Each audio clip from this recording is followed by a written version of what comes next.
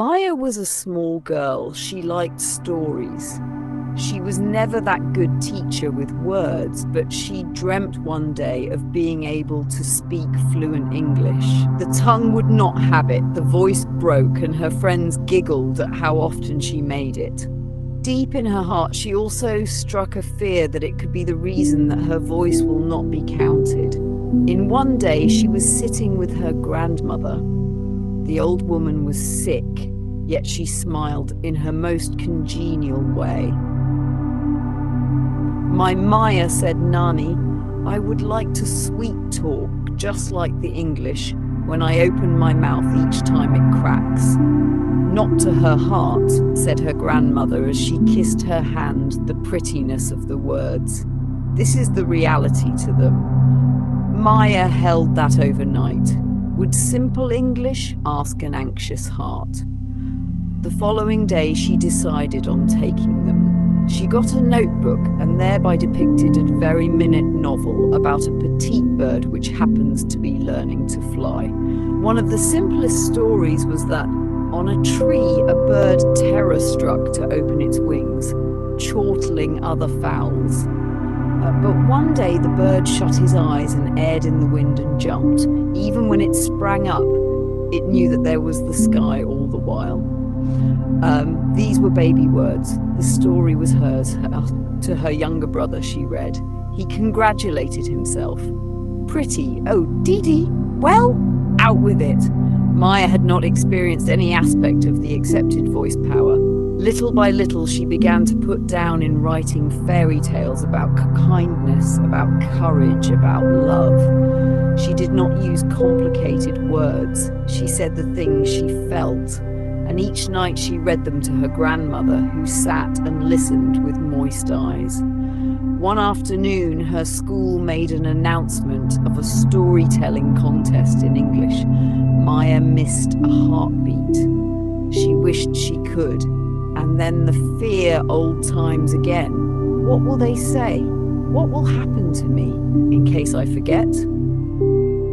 This time she sat with her grandmother that night. "Nani, I can never be on a stage. Shaky legs I will have." Her grandmother smiled a little and answered, "Child, the legs of the bird were shaking too before it flew. Yet its wings it opened." Maya was empowered by the words. Because she had decided to discuss one of her most simple stories, she resolved to give this story of a little candle in a dark room. The day of competition, she walked on the stage. The auditorium was jam-packed with students, teachers and parents. Her heart pulsed louder and she felt that everyone could hear it. She drew a long breath and said, "Once upon a time there was a small candle. The room was darkish. No one saw it. Nobody cared. But as soon as the candle threw a little light, the darkness moved off." Even a single candle is plenty to put a smile on the face. My friends, we are little, at times like that candle. Yet the world can be changed with the wave of a little light. There was a silence in the hall when she had finished. One moment she felt that she had failed. However, after that one clapped, then another. In a minute the entire hall was clapping. Others went so far as to rise in their places. The eyes of Maya were full of tears. There was nothing complicated in her story. It was wrong and it was real. This is why she had spoken fluently. This same day, she won the first prize. But more than that, she regained her confidence. She discovered fluency does not mean big words or fast talking. It is a matter of talking heart. Since that time, Maya read a story to her family every night, to the peers in her class, and sometimes alone in the mirror. Every tale made her better. The stories improved her English. And every single story led her to the idea that no matter how insignificant voices may be, they could strike the hearts out when they are truthful.